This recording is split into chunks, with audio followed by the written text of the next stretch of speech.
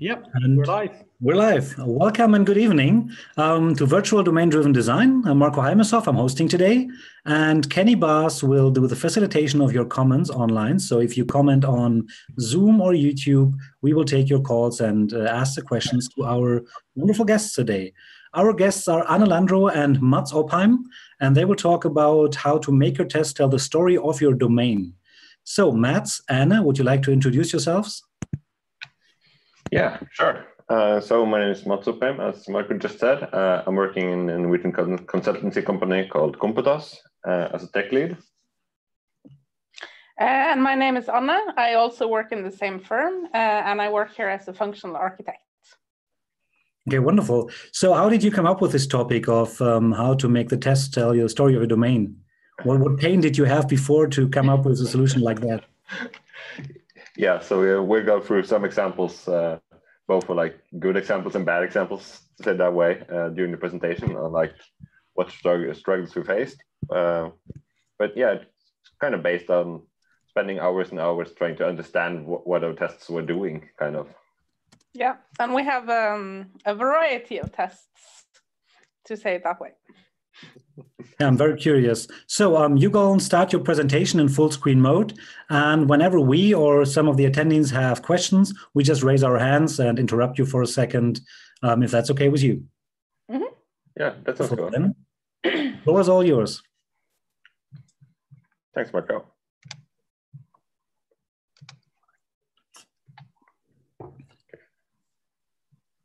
So is that good? Or do you see yourself? That's wonderful. Yeah, great. So we thought we'd start a little bit about the project that we're working on that kind of inspired this talk. Because we both work in the same project, which is a project for the court management system of Norway. Yeah, and as you might imagine, it's a large project, at least in our dimensions. So we've been in production for 16 years now. It's mainly a monolithic system, which has about 30 team members developing it. We have about 300,000 lines of Java code and some XML, even more XML actually, like many 100,000 lines. And yeah, the entire Norwegian court system depends on us. Yep, no pressure at all. But even though the project is complex and it's extensive, we don't really have very many bugs. And so the tests that we have are a good contributor to that. Yeah. So, oh yeah, by the way, to all of you out there listening, just please ask questions whenever and we try to answer. Yeah, Marco and Ken will handle that. So. Yeah, we will. Okay, well, just let us start with like, why do we even write tests in the first part? Well, it's one thing like avoid introducing bugs, of course. Yeah, but it's also a way to make our customers trust us. Yeah, and to make our coworkers trust us as well. And to be able to sleep at night, which is good. Yeah, and lots of other reasons. So stay tuned for that.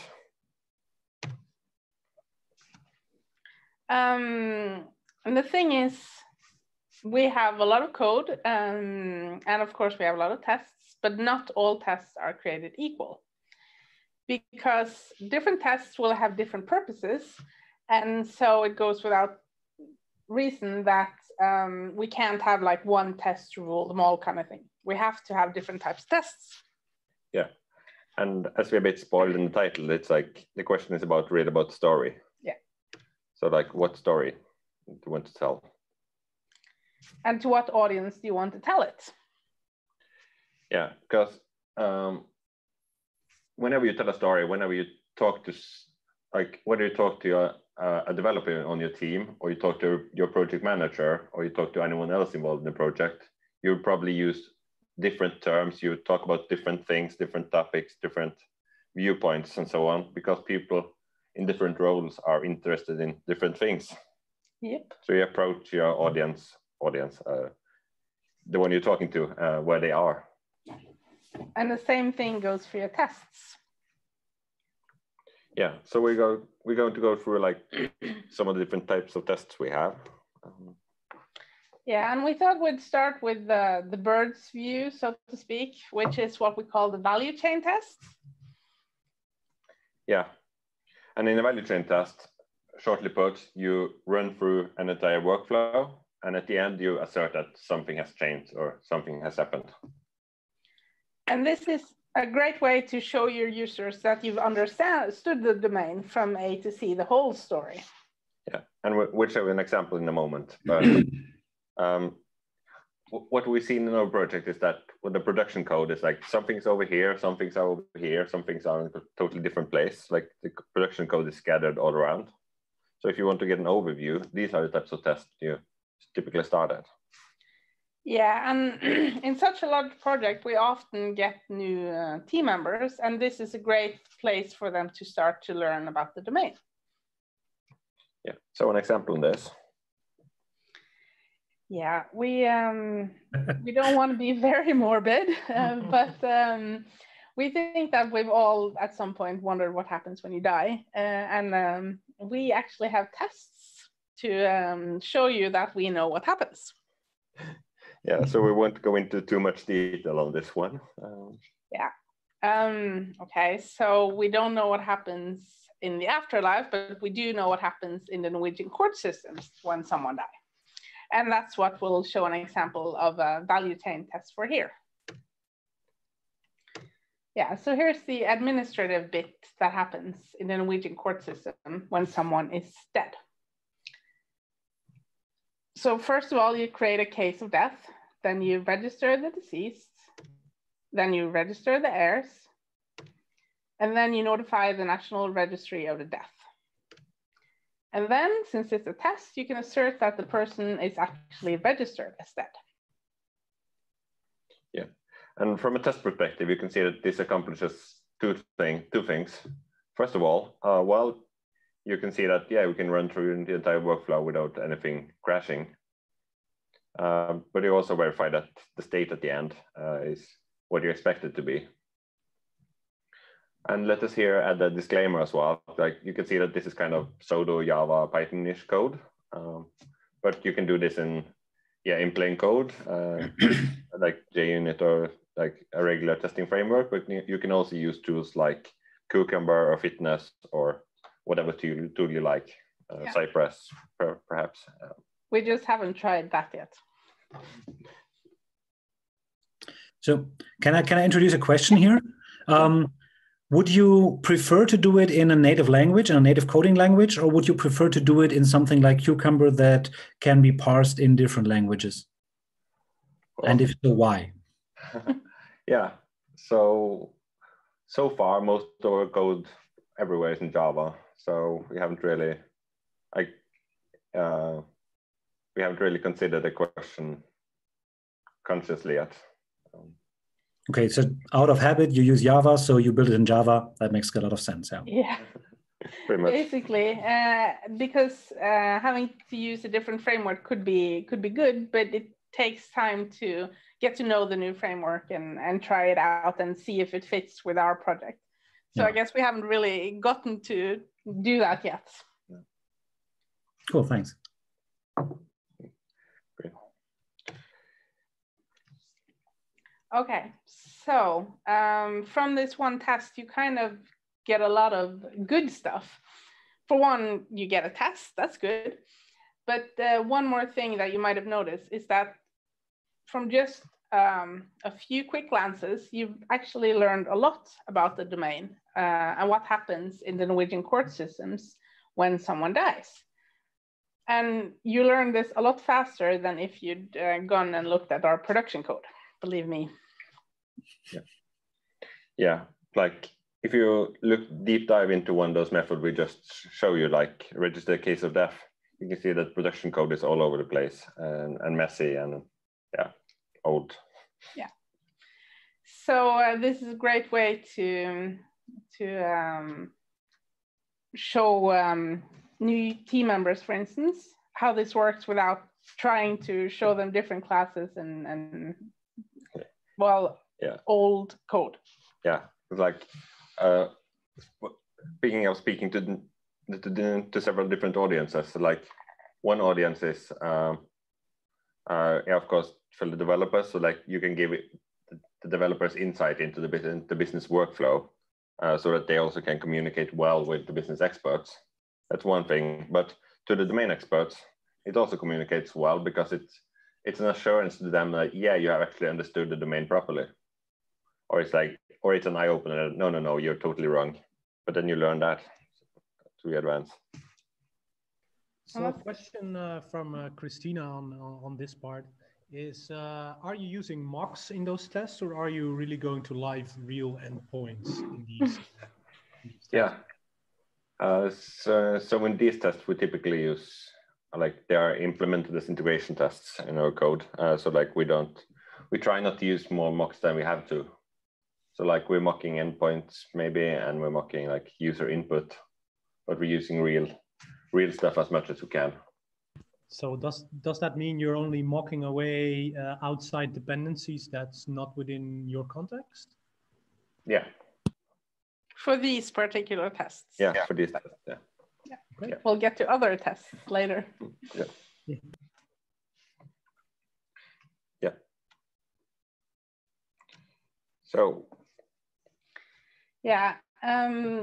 There's one more very nice thing about this type of test. We've touched a little bit on it, but it's a great way to domainify, so to speak, your code.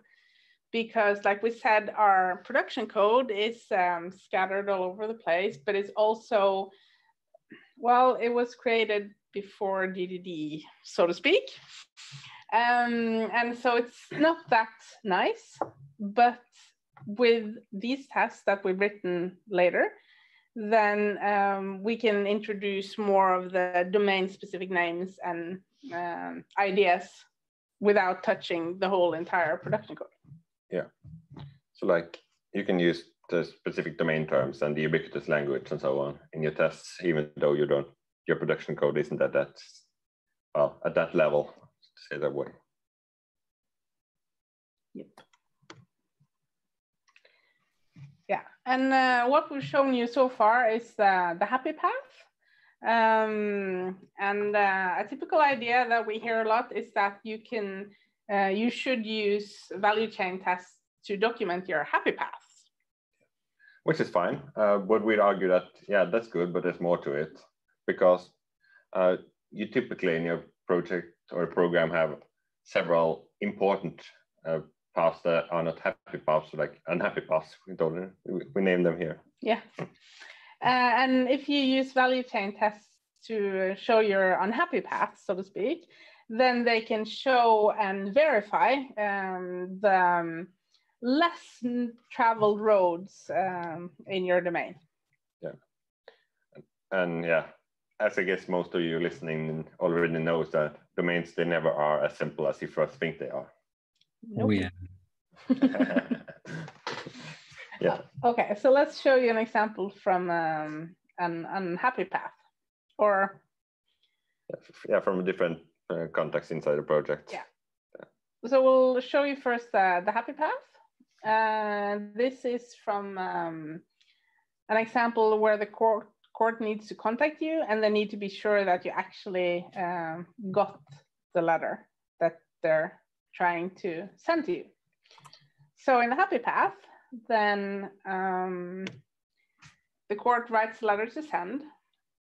They send the letter by mail. They receive an answer.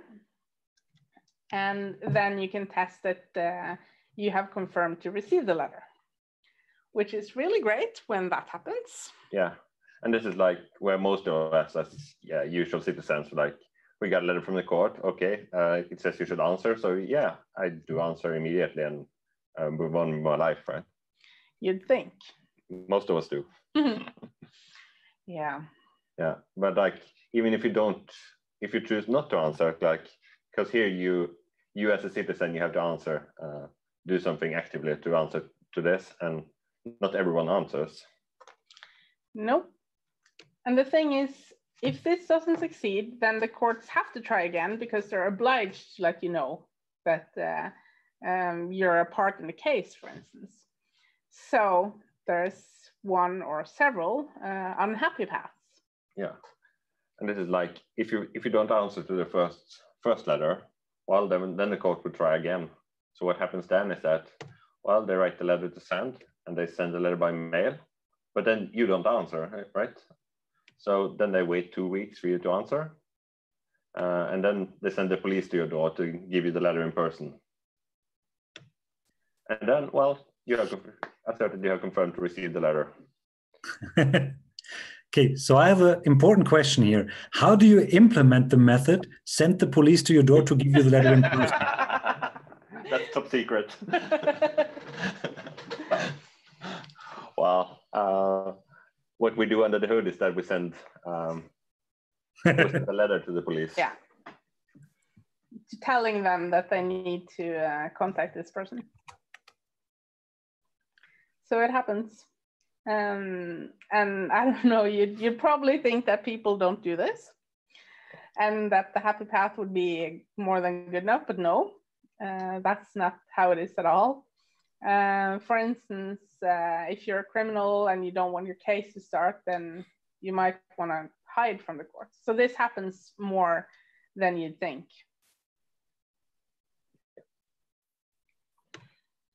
Yeah. So we're moving on to like another type of test.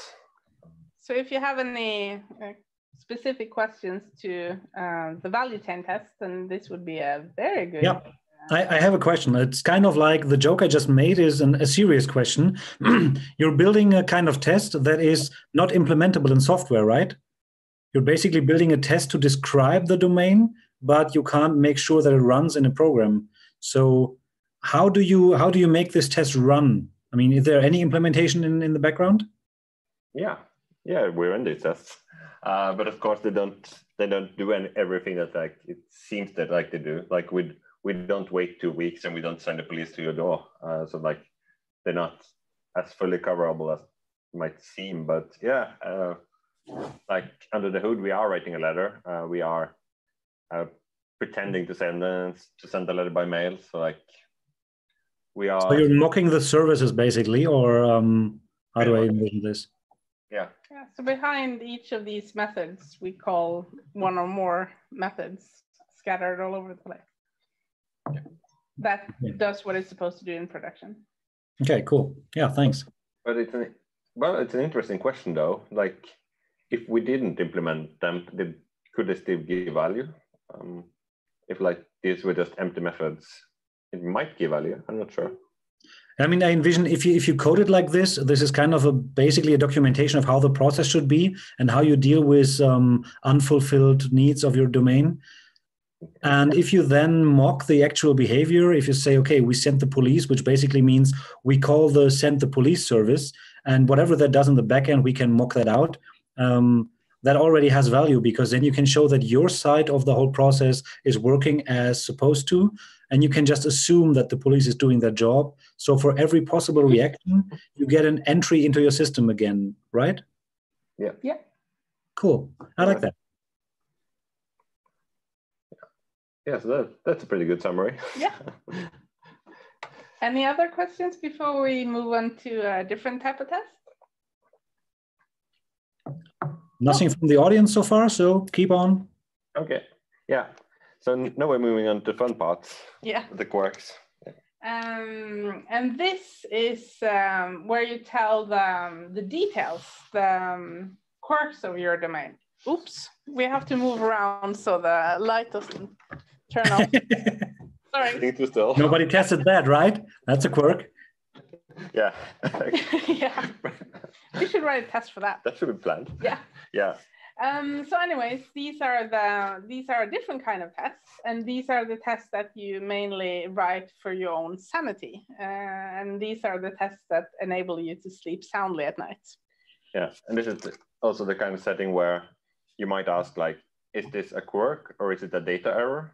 Or is it something wrong here? Is it just strange? And well, it might be strange, it might be an error, it might be both, but nevertheless, you should take care of it before you're implementing it and you have the problem in production. Yeah, and the thing is, you can't trust that everyone else, or you yourself for that matter, will model the domain as it is in real life, unfortunately. And so this is a good way for the code to show the quirks and show what you might not know about the domain until you see it. Yeah, and one thing we didn't know about our domain is like this property in Norway took down our entire system. Yep, that was fun. Yeah, so this is a property, a small piece of land in southern Norway, which, well, it seems pretty okay at first, right? And how, yeah, and how could even a property take down the case management system of the courts? And well, we do have some code that checks for the owner of a property, and it turned out that this property owned itself.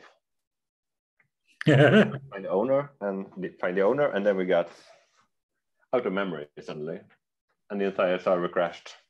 Yeah, that was not a fun day at work. So once this error occurred, we made sure to write a test to document it. And here's the name of that test. And this is where we think that your automatic tests will knock the heck out of any stale documentation, because if you go and break this test, you will know that, uh-oh, I really shouldn't break this unless I'm really, really sure that I know what I'm doing. Yeah. Oh, by the way, to all of you out there that don't understand every word, that's fine, because it's some Norwegian here. We'll come back to that in a couple of minutes. Yeah.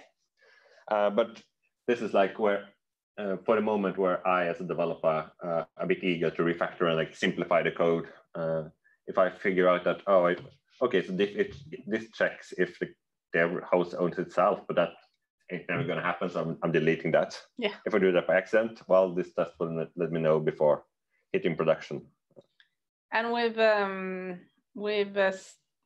made a few of those errors, so we're really glad that we have these kind of tests and with these type of names, because this just really screams out at you, don't do it, don't do it. Yeah, so another example. Yeah, it turns out that not every house has an owner at all. And happily, this didn't take down the production system, but still we wrote a test for it. Yeah. And this is where I think, yeah, that's where like, but what happens if that specific property changes owner, or like something changes to that one? And we considered that for quite some moments, some time, like what do we do then? But we figured out, okay, if it changes, then we update it and move onwards. Yeah. Because yes, it might be a bit vulnerable, but well, if it changes, you update. And we see the value in having this this kind of documentation for these quirky situations, even though the test is kind of vulnerable to sudden changes. Yeah. So I have a question again. Your test now says specific case in Oslo where the property has no owners, but I don't see behaviors there. So do you test for a certain behavior when something happens, and then you check if that property doesn't have an owner? Or do you do this test as like a random run on the database, check all the properties that don't have owners? Yeah, so we hard code here one specific property that we know doesn't have an owner. At least at the moment when we wrote it, that property didn't have an owner. And like then we just do something with that property and assert that it has no owners, kind of. Yeah. And that it doesn't break the system. Yeah, exactly. Yeah, so a lot of our examples here are basically the method names with little implementation, really. Yeah. Yeah. But this is like, yeah, here we could have a long discussion on like example-based testing or contra like property-based or things like that. But yeah, that's another talk.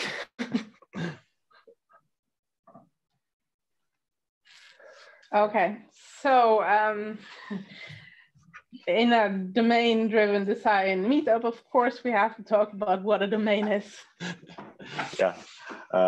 So you folks might have some ideas like to help us out, because we think that defining a domain, what a domain is pretty hard. So like we didn't even try. We figured out like, okay, what's the useful definition for us? What could help us getting further? And we concluded that, well, the domain is what the domain expert cares about. Yeah, and hopefully you all know a lot about your domain experts or your business users, but we're thinking that's a great domain, but your colleagues are actually domain experts as well. Yeah, because we believe that you have at least 2 domains in your code. You have the business one, which for us, of course, is the courts, but you also have a technical domain in every project. Yeah. And yeah, as I just said, we're used to thinking of the domain as something that the business owns. Yeah, and that's what we usually talk about when we're talking about domain. And yeah, for us, it's a course, like we said. And yeah, you probably basically all know, hopefully, what your domain is, your business domain. Yeah, but we started considering technology and code as a domain by and of itself. So everything concerning things like persistence or databases or transactions or like all the other technical stuff, that it belongs to the technical domain. Yeah, and so when we define domain as what the domain experts care about, then we would define the technical domain as what the user doesn't care about. Because as long as the user or the business domain expert cares, then we would argue that that would be part of the business domain. Yeah. Okay. To jump, can I jump in there? I think that fits a question that Christina just asked. The tests we just saw about things that are just technical, like something that has no, maybe that's business. So let me just ask the question. The test you just shown when something doesn't have an owner, who owns those scenarios? And because they touch all the parts of the systems, who would write them? Who maintains them? Yeah. Well, ideally, it would be the business domain experts. In our project, I think we had to admit on tape, whoa. No. Now it's us developers that writes most of the tests, including this one. Okay, so would the fact that a land can own itself, is that a business concern or is it actually a technical error in the database and you have to write a technical test for that? We're not quite sure. We should, of course, have asked the domain experts about that, but we didn't. So maybe we have to go back and check with them. Yeah. Because it's a really good question. It could be either or. Yeah. Cool. Yeah. Yep. Yeah. Okay. But that's a good question. I know, like, we'll touch into that a bit more in a few moments as well. Yeah, but well, speaking of tests that should talk to your domain experts, and in your technical domain, of course, the developers and the ops folks and the technical testers, the technical people are the domain experts. Yeah, and then you should use different naming, because so far we've been focusing on the business domain, and we've been careful to use words that the business domain experts would understand. But moving into the technical domain, this changes. Yeah. And we go even a bit further than that in our project, because we actually use 2 different natural languages for the different domains. Because in our code, all our business terms are in Norwegian, and then we use English for the technical domain. And this kind of makes sense because all of the technical literature is typically in English, but on the business side, all our users speak Norwegian, and that's their main language. Yeah. Yeah. So this is like to all you out there, if you would like to hear your views on this one, like if we are the only ones doing this, or if it's common, or yeah, whatever. Oh, I have a story for that. I'm using German in my domain all the time. And whenever I'm showing code to other people, even today, I'm at a company teaching a DDD class, and they have a German domain, but they still code English. So they translate and map. And once you show people, hey, look, if your domain is a native language like German, Norwegian, or whatever, and you use that domain language in code, it always blows their minds. And I like this effect of, yeah, that's what business people said, so let's write that. That's really cool. So I have a lot of good experience with that. And I personally love the fact that you can actually tell if you are mixing concerns. If you have technical and domain concerns mixed in a method, it's immediately obvious. So I'm a big fan of that approach. Yeah. Cool. Yeah, language is ambiguous, and translation is not really something we're really good at if you look at history. Yeah. So rather have it one-on-one, and that's the whole idea, right, of the bounded context, in my opinion. It's one consistent language, so it's also the language you speak with the domain experts, which is your specific language. Yes, indeed. Makes sense. So now that we're talking about business and technical things, and the technical side being business, being a domain of us programmers, Christina asks if the performance of a system should be a technical concern or a business concern. Hi, Christina. I like the questions. They're really good. Yeah. The questions are better than my answers, I think. Well, I'd say that our users really care about our performance. Especially in some of the larger cases that we have. The Quark systems have large cases and small cases, and some of the large cases can be really take a really long time. So in that respect, the users really care. So I'd say business domain. Yes, in that case, but like there are other cases like some parts of it performance. I'd say definitely is business part of the business domain, but things like memory consumption on the servers or like CPU, like bandwidth usage, or many of these things, but like the users probably don't care unless it harms them. Then I said it's more in technical domain. Yes, so it depends. Cool, thank you. Yeah. And here's an example of some of our code, and I don't know if you can see it all, but it's a mixture of Norwegian and English, and that's one of the things that people often comment about when they look at our code. And it's of course a very clear symptom that we don't have the bounded context that we should have. Again, the project is started before DDD. Yeah. I like that as a rule of thumb that you just said, Marco, that if you mix Norwegian, or like if you mix the natural languages, then it's an indication that you missed something, which we sometimes have. But like this also shows that this is an example from the code base where, well, on one hand, as a developer, I'm happy to not having to translate persist into Norwegian. I know the other technical terms, but I'm also so ever grateful not having to translate all the different difficult terms from the Quark domain into English. Like I struggle enough to understand them in Norwegian. So I'm happy every day that I'm not that I don't have to translate things. And we're really glad that our users don't have to do that either, because if we were writing the domain business domain in Norwegian, no, in English, sorry, then someone had to do the translation, either us when we're talking to our customers or they in their heads. And so when we're keeping it Norwegian, because that's what they're saying, then there's less translation, which is good. Yes. Yep.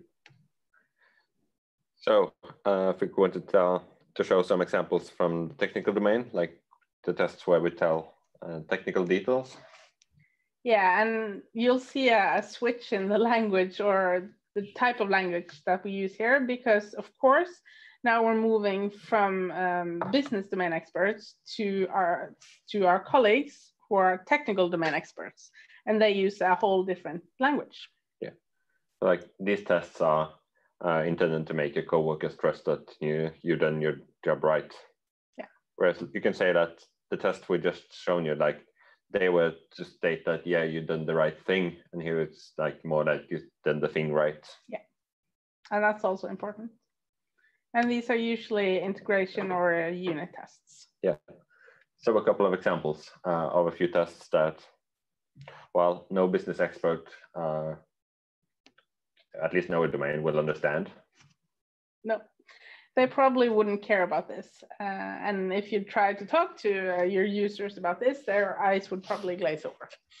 Yeah. Yep. Yeah. While our coworkers will be happy to see that, yeah, this makes sense. So we can actually instantiate there. So like you can run the database script. That's nice.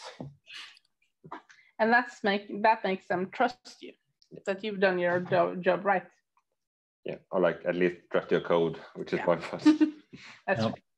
So for those tests, I have a question from, or more a comment from Rinat. Rinat says, with a lot of text, let me paraphrase. So he says, it's important to have the business language in your tests to understand and to be able to read the code with the business people.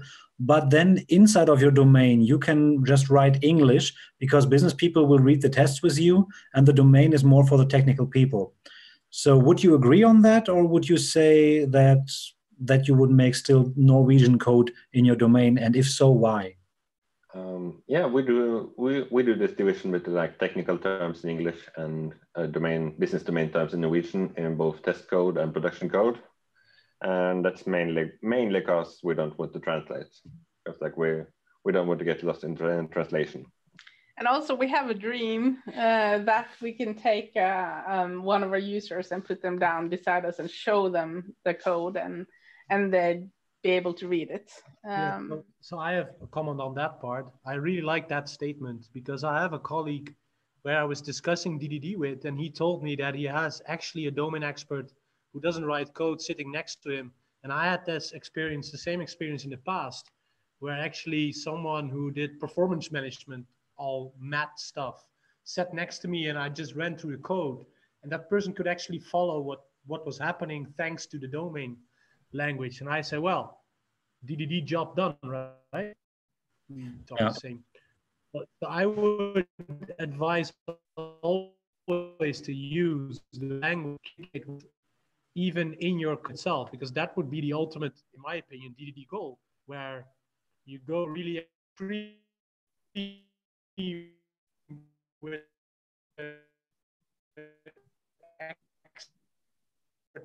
next to you. Well, I'm not hearing Kenny anymore.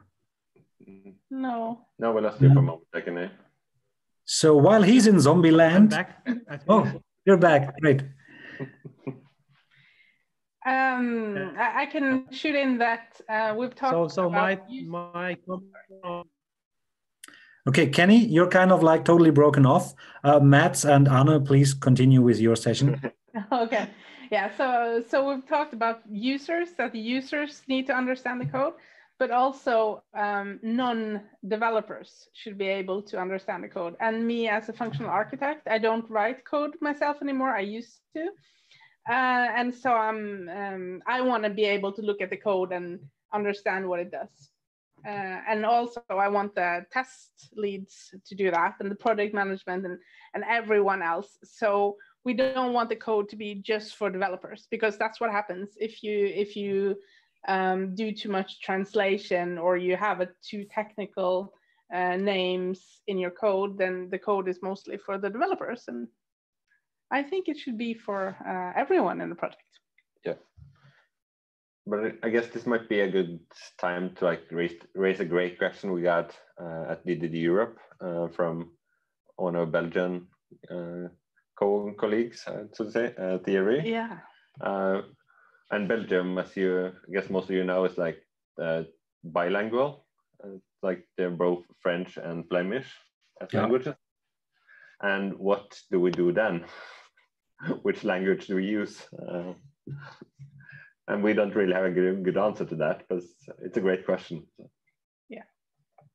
So if anyone out there has a good idea, then go ahead and share. Yes, I will try again. So my thing is really clear. You just may pick one and be consistent about it. And if anyone else joins in, yeah, sorry, that's the same as we have a Dutch domain. I cannot get non-Dutch speaking people in that easy. So that's also a side effect of choosing one of these domain languages, right? That you're being less inclusive in that part. So I would go for one, but be concise about that language. Same as you would be concise about the domain language itself. It gotta stay consistent. You gotta go over it again and again. Yeah, makes sense. Yeah. All right, time is flying, so I guess we're heading on. Yeah. So we're talking about details. So of course, we also have to tell the business details as well as the technical details, because they're equally important. Yeah. Yeah. And these are the kind of tests that are of great interest to your domain experts. And of course, then they should be in a domain or a business-oriented language, so they can actually understand it. Yeah. And you can see that, yeah, the entire name of this test is in Norwegian, and that's a good sign. Yeah. And these type of tests are typically mostly in Norwegian, as we already discussed. So yeah, when writing these tests, we really try to like make it read like a sentence that a domain expert could understand. It's like most of it, what we just talked about, actually. Yeah. Yeah. And this is like, well, not really a bold statement, but we just want to say it anyway. Like, tests are equally important as the production code, and you should, of course, treat it as such. And I guess this also plays into what the question that we got a couple of minutes ago. So like, yeah, okay, I lost my train of thought, but I guess it's a good idea to use the same language in the test as in the production code. And otherwise it sounds, at least to me, like a way to get really confused. Yeah, I can agree from experience. Having to do the mapping between German and English doesn't really make sense. If your domain is German, just use the same language. Yeah. Yeah, indeed. Yeah, and the way we see it is that the production code solves problems, but the test code visualizes the problems. Yeah. And so they're equally important. They just do different things. Yeah, like visualizes, but also proves or like emphasizes, I guess you could say, yeah, as well. Yeah. So this is a reminder a bit to ourselves as well. It's like whenever you write a test, you tell a story, and whenever you update the test, you still tell a story. And one thing you can be really certain about is that, well, today you remember everything about the code you write. Tomorrow you might have forgotten some of it. In a week, I can guarantee you've forgotten something, and in 2 years you will have forgotten everything, right? So to say. Yeah, and at least in our system, you can be sure that someone is going to come back and look at your code. It might take a few years actually, but still people are going to come back and look at it, and you want them to understand the story. Yeah, and like, well, you might remember something about the code you write a couple of years ago, but whenever someone else comes and should update the code, they don't have any reason to know. So you can be certain that some things will be forgotten, and you should tell the tests, tell the story that way. Yeah, make it the more explicit, the better.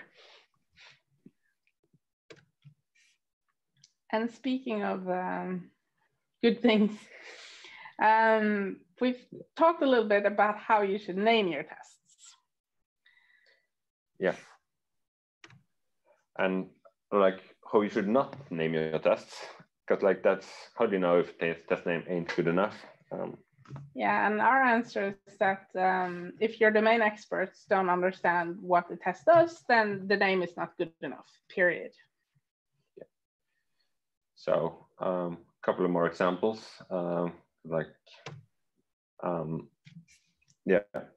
this is a good test, I think, I hope.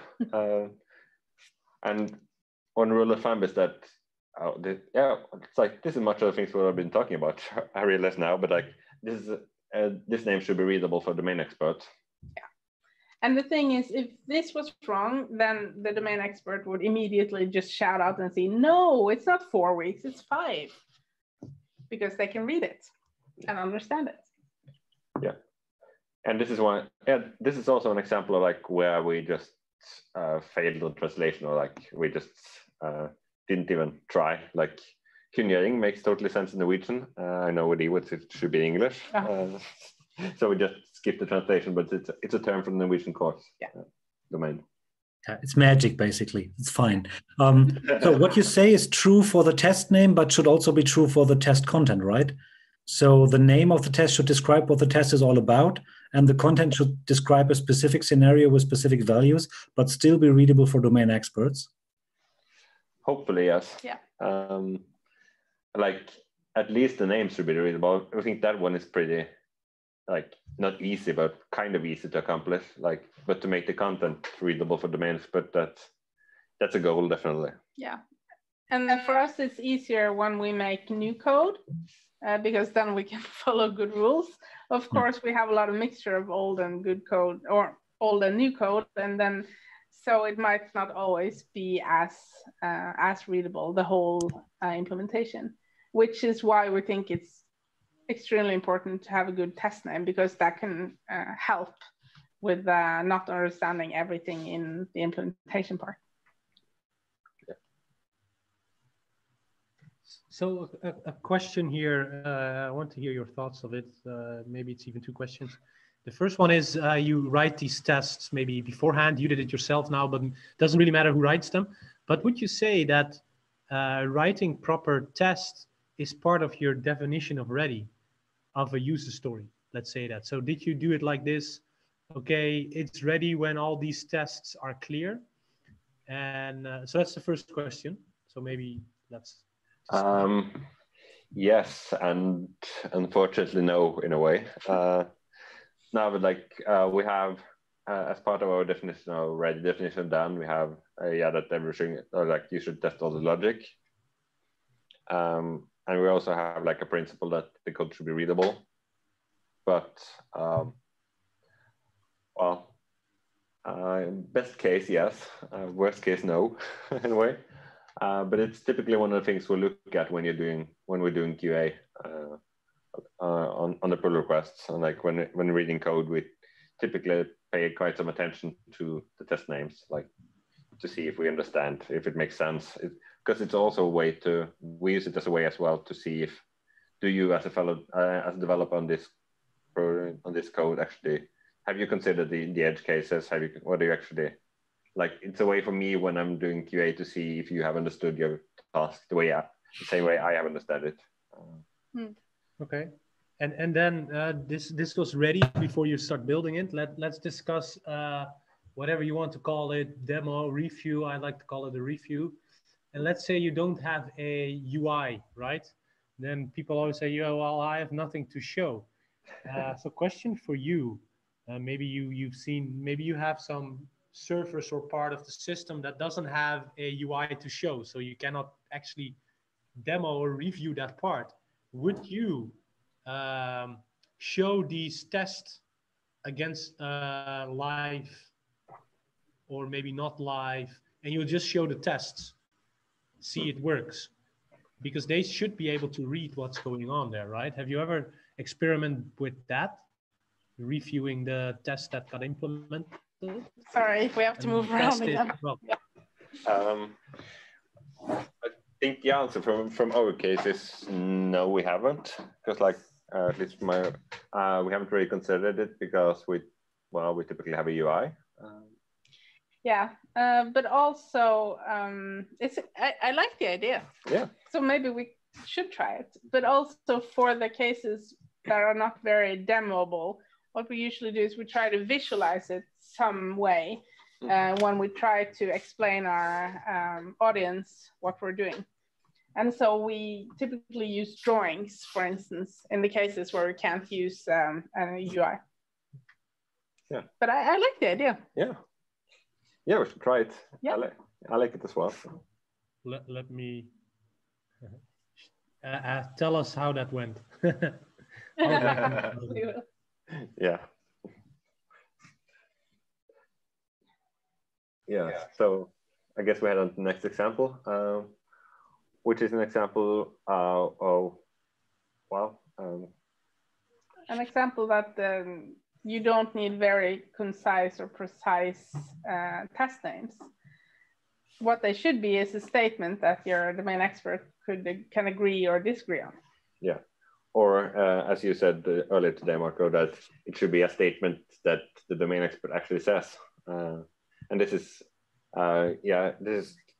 so, well, I remember writing this test when I sat in a meeting with a domain expert, and we spoke about, well, how does Namsman behave?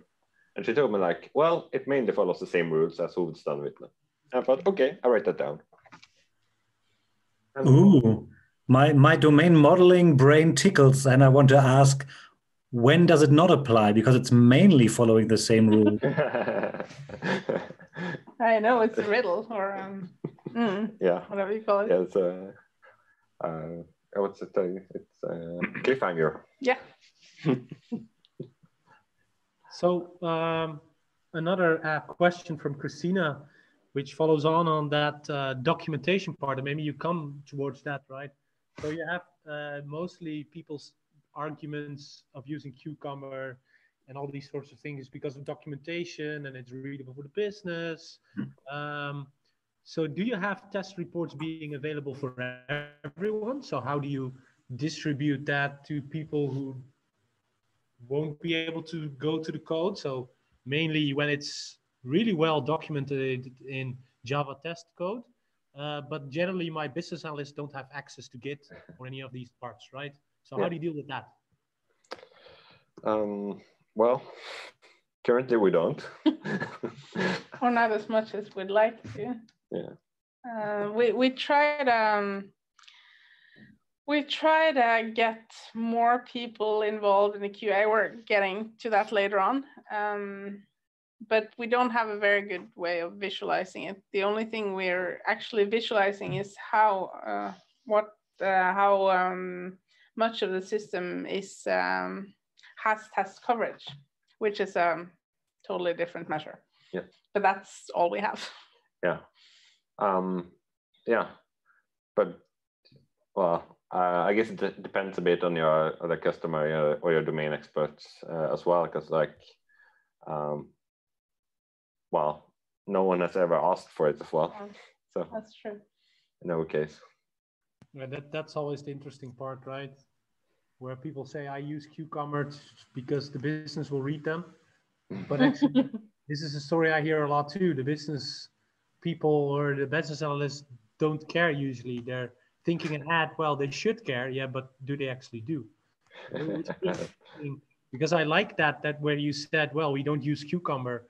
I like Cucumber as a platform and it's effective once you have that interaction, but else it's just an abstraction and too much work, right? So have you tried using just plain old Java or C# or whatever code to explain it? Try that, because if you just try to use that, it might be enough. So I like that. I like this example where you didn't use it and actually made it work. Yeah.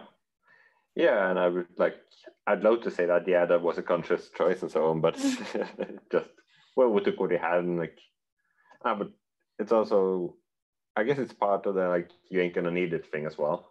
Like, if it's only the developers that write the tests, and if it's only the developers, maybe like some other members from the team that read the test as well, then why?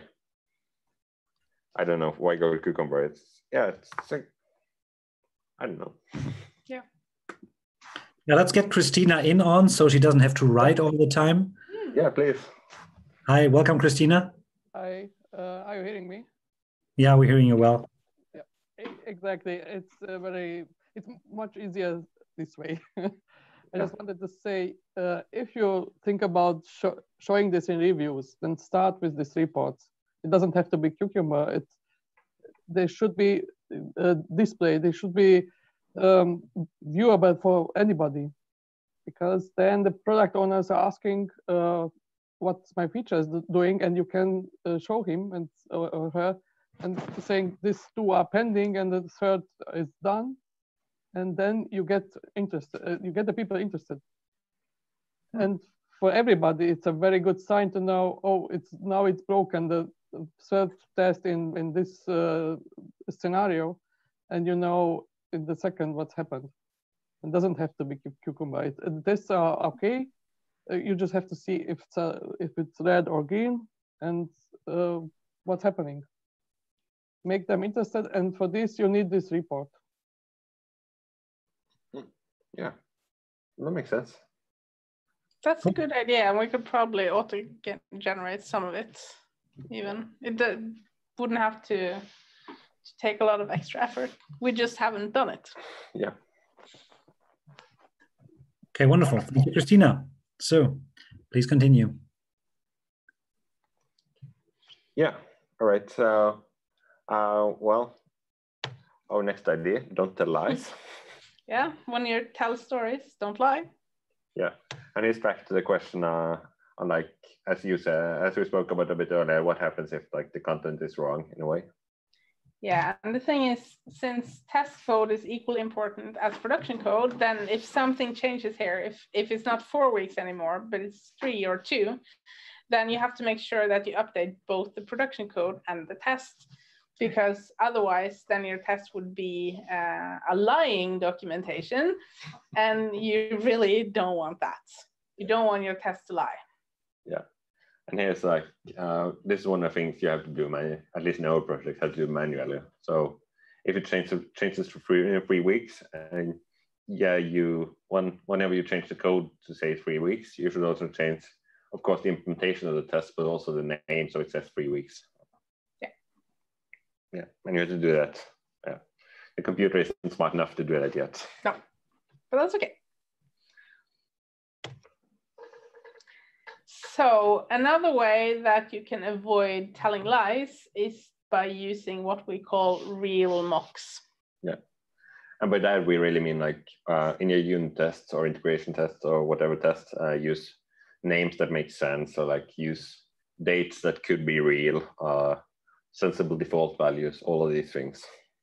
Yeah, and unfortunately we've just seen too many examples where people have used random or totally meaningless names and types because they say, well, it's just a mock, so it doesn't matter, yeah. Right?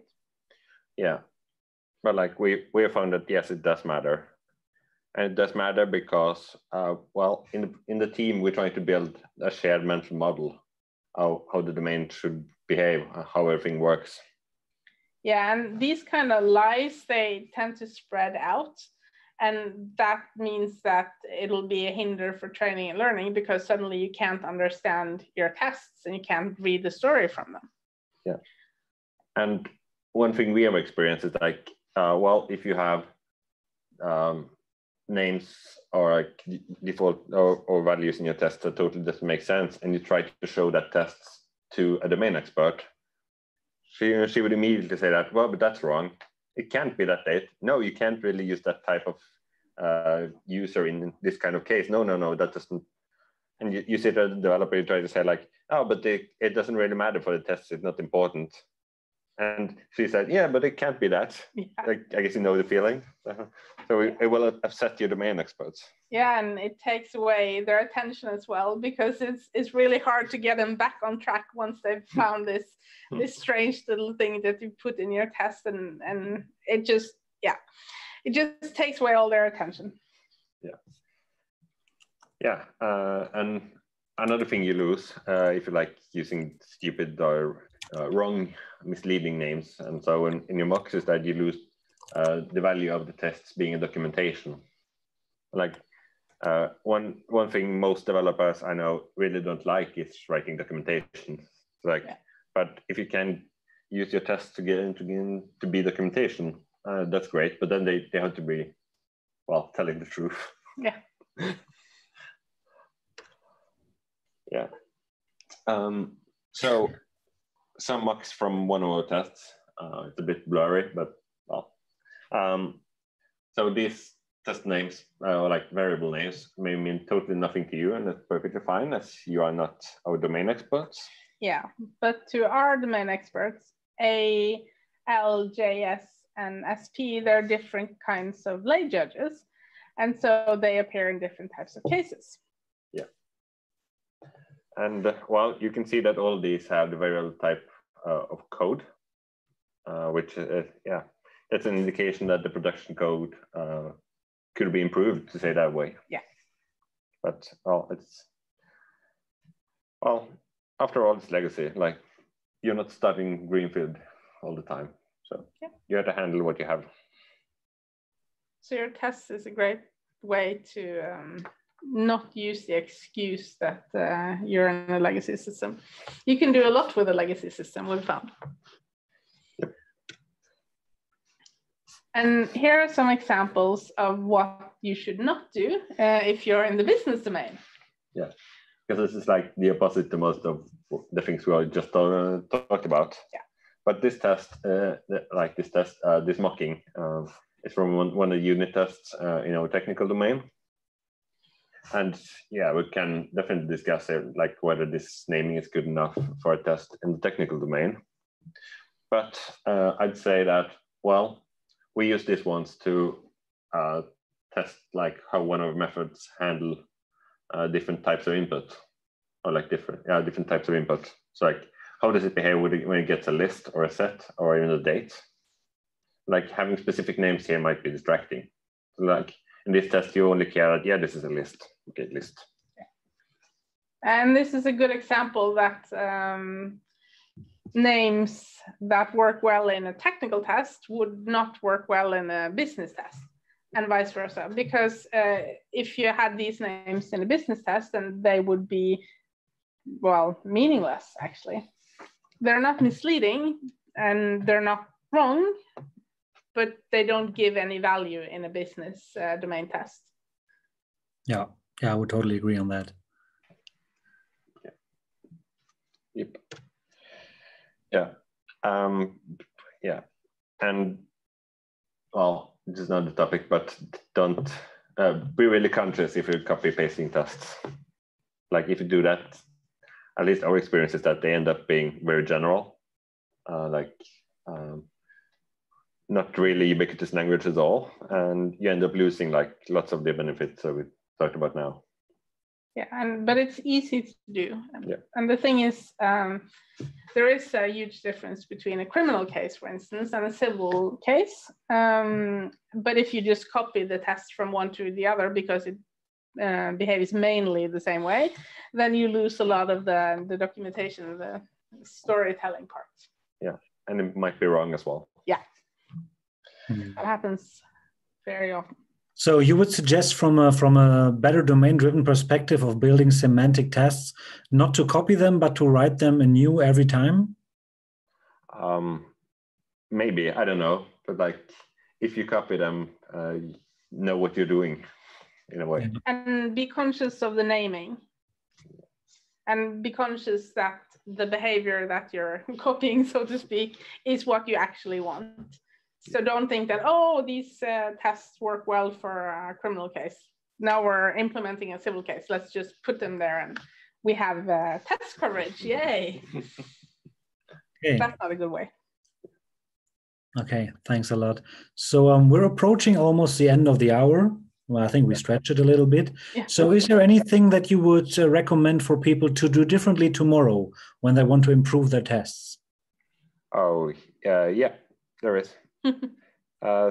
So we're trying, in a couple of slides we are there. So give us a couple of minutes and we try to summarize. Sure. Yeah, because there are like several things we could have talked about that we didn't really much today, like types, for instance. So like if we were to do it today, we would make civil case one as its separate class or type, and the same with a criminal case and civil case. like for those who want to know more on that, read Scott Blashin's book on domain modeling made functional. Good book. It's a big topic. And also we'd encourage people to try what we haven't tried yet, or we haven't tried much yet, which is mob testing, where the whole team goes together to write the tests. And with the whole team, of course, we also mean the domain experts. So like if anyone wants to do a talk on that, we'd be really happy to hear that one. So that's our encouragement on that one. But to try to answer your question, Marco. Yeah, wonderful. What do people do? What do we hope people do otherwise tomorrow, or like continue doing, hopefully? Well, first, take your domain with you into your tests. Like when you see a test from your project, you should be able to identify that, yeah, this belongs to my project. When you see our tests, you should know that, yeah, they behave to the core system. Yeah, and use tests as a way to domainify your non-DDD legacy code, or just your not so good code. Don't use your existing code base as an excuse to keep on doing bad stuff, but instead start with tests, because it's a great and easy place to start, and then you can improve the whole code base from there. Yeah, and I think like our final our final idea is that you should acknowledge that the technical domain is a separate domain. It's separate from the business domain, and it's a domain in and by and of itself, and you should treat it as such as well. Yeah. Cool. Thank you very much. Kenny, are there any questions from the audience left? No, nothing. Okay, wonderful. So thank you very much, you both, for your time. And I hope everybody enjoyed the video about how to make your test tell the story of your domain. And I wish you a wonderful weekend upcoming in a few days. And see you at the next conference. Thank you, Marco. Thank you. Bye-bye. Bye.